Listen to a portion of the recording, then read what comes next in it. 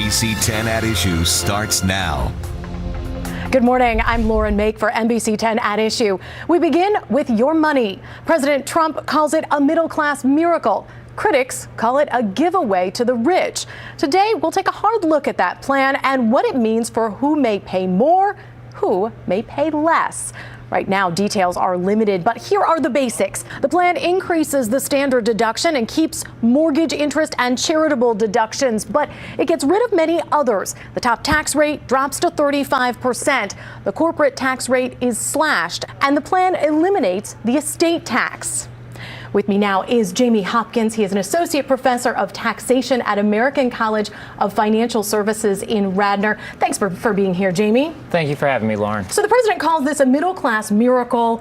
Is this a good deal for the middle class? Are they going to pay less? So the reality is this is a tax cut almost for everyone in the U.S. So from the highest earners, businesses, all the way down.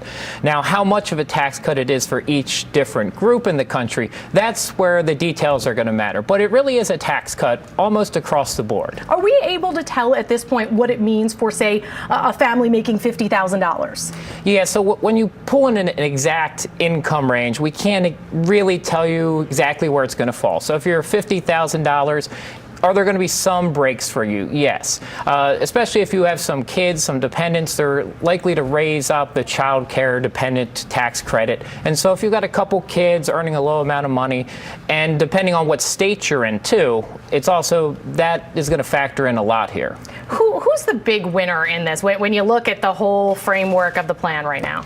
Yeah, so the Tax Policy Center and a couple other places out there have kind of analyzed at least the initial numbers. And what they said is most of the tax breaks, 50% of them, are likely to go to the top 1% of earners.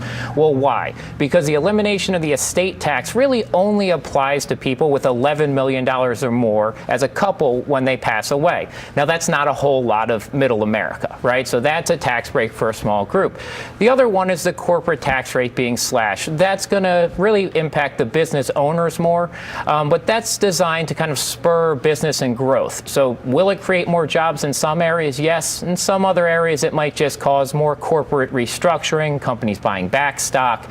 So that's going to have a mixed impact depending on the different company. And you mentioned that everyone may get some sort of cut, but are you talking about something that is really going to be significant that people may be able to take and go on vacation with or put towards a college fund, something like that? Or is this going to be, an extra $50?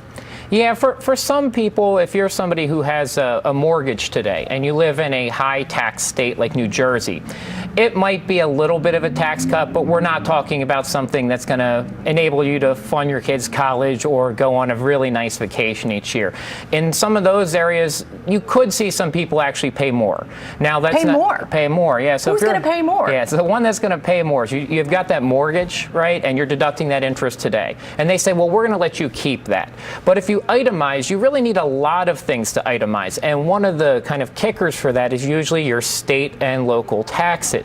New Jersey, very high state taxes. Actually, 4 of the kind of 7 highest congressional districts of itemizing come from New Jersey. So they're going to be ones that are very heavily impacted. Actually, New Jersey has 4 congressional districts where over 50% of the filers there itemize.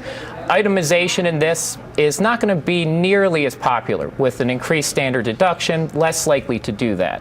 And you mentioned the deducting those state and local taxes. This is something that the administration has been talking about. I want to take a listen to the Treasury Secretary as he is making the case for that. This is Stephen Mnuchin. Take a listen.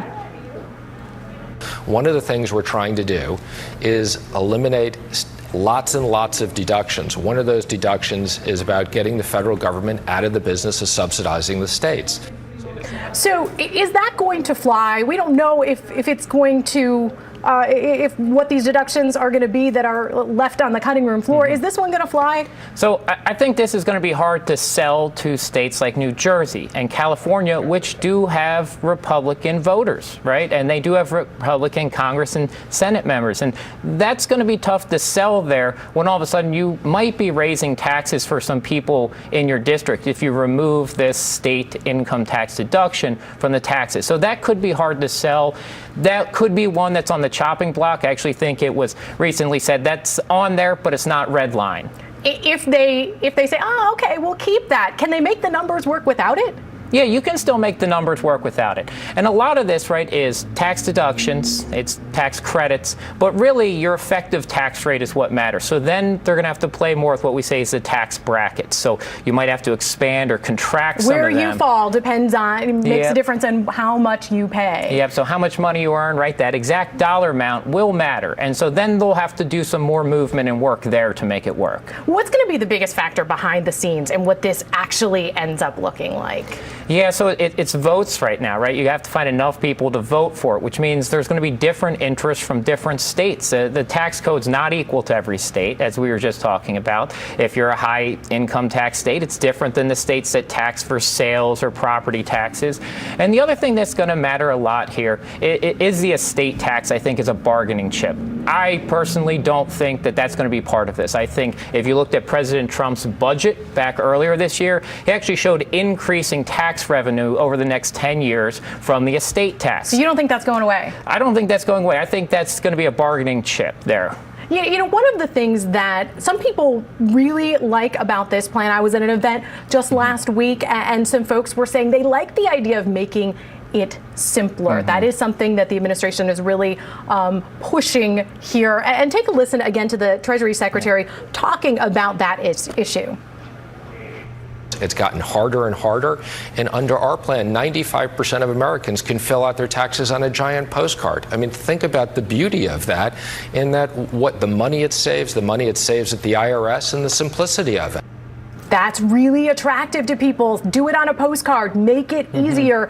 Is it realistic? So the postcard language was still kept in what we saw last week from, kind of the Republican leadership, but it was in quotations, meaning it's probably not actually a postcard, right? But simpler. Yes, this plan will make things simpler by removing a lot of credits and deductions and more standard filers using standard deduction. That is easier. So this does simplify filing for a lot of individuals.